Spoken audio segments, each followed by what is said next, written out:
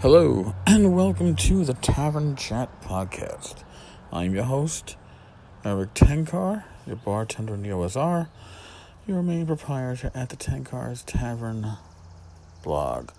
I am sitting on my back porch here in the Poconos. We had overnight rain. Trees are still dripping. The sun is trying to peek out, but I think we got more rain coming. So it's only a temporary thing. And I figured I'd get today's podcast out before I start packing stuff up, getting ready to return to New York. First things first, before I start delving into today's main topic, Rise of the Nefarious. It's a 5e Kickstarter. Ben Barsh from Pace Study Games. I interviewed him a few weeks ago about it. Today's the last day. It is just under $200 away from its second and last stretch goal, which is additional content to bring it to 8th level. Because the Rise of the Nefarious is a bit of a setting thing. It's an adventure. It looks good. So, yeah, it's about $200 from its second and last stretch goal. So if you're thinking about it, if you've been on the fence, you've probably got, 9 hours from when I'm recording this to jump on it. Otherwise, you'll be shit out of luck. Alright, today we are delving into the madness of Conman Ken. Good old Kenny. Now, last night, I posted a little bit on the blog side about Conman Ken. Some of his email exchange with Louis Desi. Now, Louis Desi is the individual that is suing Ken in New York State's Manhattan Civil Court over the Knights of the Dinner Table live action series Kickstarter.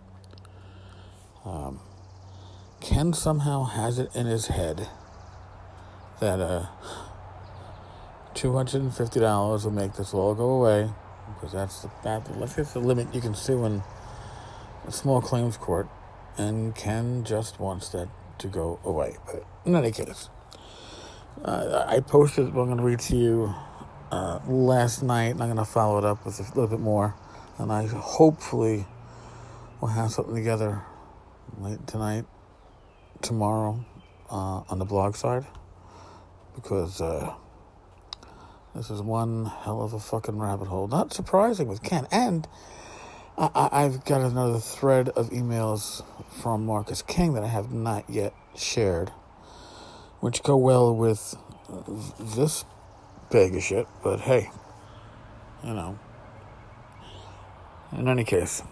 So this is from, and these emails are current. This is from yesterday, as I'm recording this, July 14th, 2018. From our good friend Ken. Marcus wanted me to own an LLC to cover my own liability and taxes. He owned the product and location. Not until I paid him all the money would I own it. Kind of like a lease to own deal. I did not have money or assets. I still don't. This was done out of friendship. Now, there's more to this individual email before I get to the rest of it.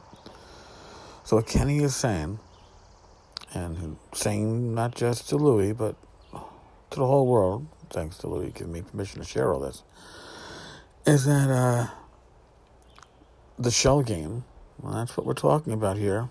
Well, somebody mentioned this as a comment to last night's post, find me the P. Which shell is it in? Remember, Marcus said not only did he sell the store to a friend, but he got himself and his business partner out from under the lease. That's important, okay? Because if you got somebody out from under the lease, if you got yourself out from under a lease that was not to your benefit, then you sold it, right? Probably. Maybe not. Maybe Kenny is right. Maybe it was sold on paper, but the reality is Marcus was holding on to all the goods. Marcus owned it all. Ken was just a front man. Interesting thought. Also, remember Kenny, who, yes, supposedly never owned the store, according to Ken's own words right now, sold it, moved it forward to his possible girlfriend, the woman who's now running the store, who thought that closing it on Sundays and closing at 6 o'clock during the week was the way to go. I'm assuming she's changed that tune now that we've seen her and Kenny behind the camera in the evenings running the live Facebook shows, trying to shake people down for more money. If the store isn't open, why would you be doing that? So obviously they're keeping the store open later on at night. Also, if they didn't sell it to Jessica, why would they have changed the hours? If it was just changing the front person, if it was just changing the person on the paperwork, because now remember, she also formed an LLC. Slight variation on the name of Little Monsters. Was it Comics and Games or whatever the hell Kenny had an LLC at. But, yeah, there's a little bit of a shell game. And I'm not sure if the shell game is just for our benefit. When I say our benefit, I'm talking about the people that are following this fiasco. If it's for the benefit of Marcus and the tax man, I don't know. But it certainly has a lot going for it. It was a very interesting situation. Now, Kenny goes on with his email. So, ta-da, example. Dumb fuck. Hey, Ken has a car. Me. It's a buy in here, pay here. Dumb fuck. Well, I'll just take your car. Me, it got repossessed. Dumb fuck. Well, you must have owned it at some point. Me, nope, I didn't own it till I paid all of it. I had to hand it over because I could not pay. This is in reference to the car that Ken bragged about buying when he was running the Kickstarters, and then claimed that after a 3-week test drive, he returned it. That's how I recall. If I'm wrong in my details, somebody please correct me, but I was suspicious of that back then, because who gets a 3-week test drive? But if Ken only had it for 3 weeks, it's not even, he couldn't even make a payment, which means that he got it for no money down, and when payment came due, he had nothing to show for it, which is scary because the Kickstarters were either still running or just finished running.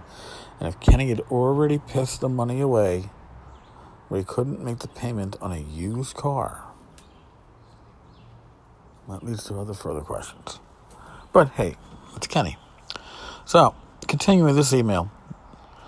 Dumb fuck, you're hiding assets. Me, dumb fuck, you're such a dumb fuck. Now, Ken, you've just told us at the beginning of this, Marcus wanted me to own an LLC to cover my own liability and taxes.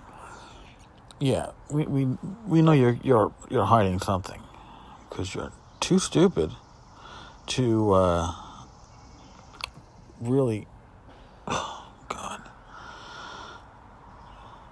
In any case, I'm trying to wrap my whole head around this. Now, Ken also claims, and you'll see this later, that what Marcus says and what Marcus does are often two different things, and he doesn't have any control of what Marcus says.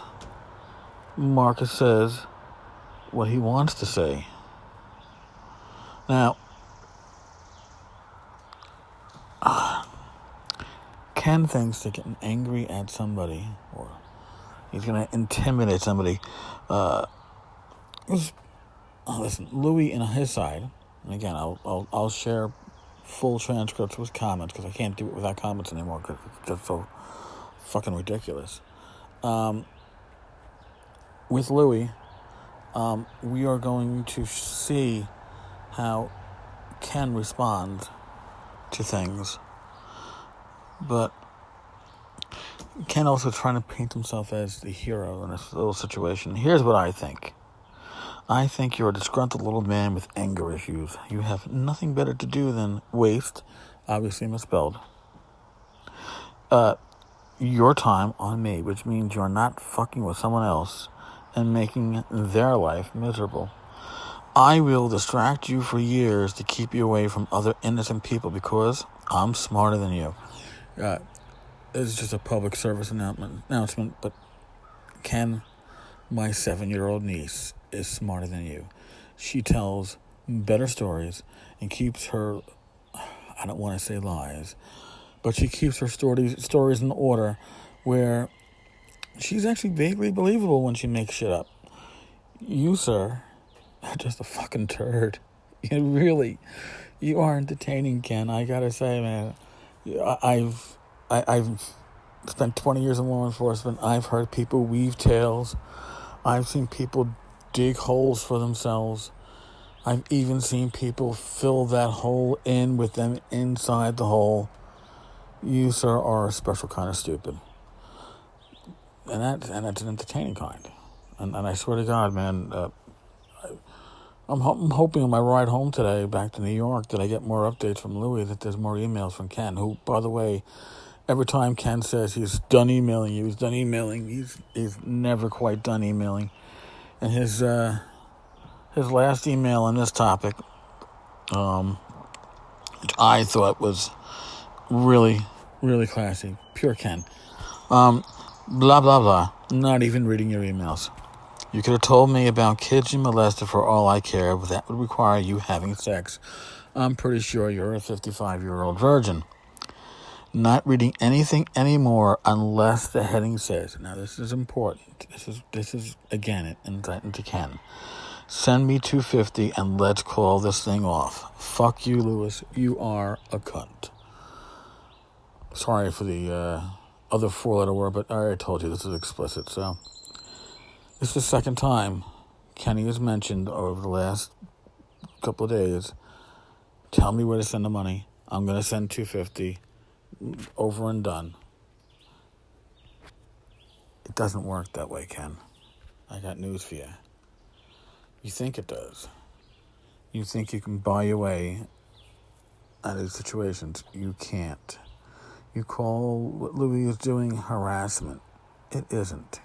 He's legitimately suing your ass, which is something that you threatened me with, that's for sure. You've threatened me with suing my ass and making me go bankrupt. And I'm sure you have experience with that. You've gone bankrupt at least, once, twice? So yeah, you're going to see me go bankrupt. You were going to have me arrested by the FBI on federal charges. See, Ken, all you know how to do is tell stories and lies. Louis is taking action. Louis will see you next month in court in Manhattan. And I am so looking forward to this. Once it actually goes to trial, and I believe that's a pre-trial meeting that's scheduled for, I think, August 1st. But once you actually go to trial, once you're actually going to be in the box, questioned by Louis and possibly even your own attorney if you can afford one. Maybe Marcus will supply one for you. I want to be there. I said that before. I want to be there. I want to suck up every moment of enjoyment I can from it, man, because to see somebody that's a pathological individual finally called on their shit and having to be held in accounting, that's priceless, man. That's a MasterCard moment. And, I expect to see that. Keep on keeping up, Ken, because I know you haven't stopped. All right, folks. That's today's little update.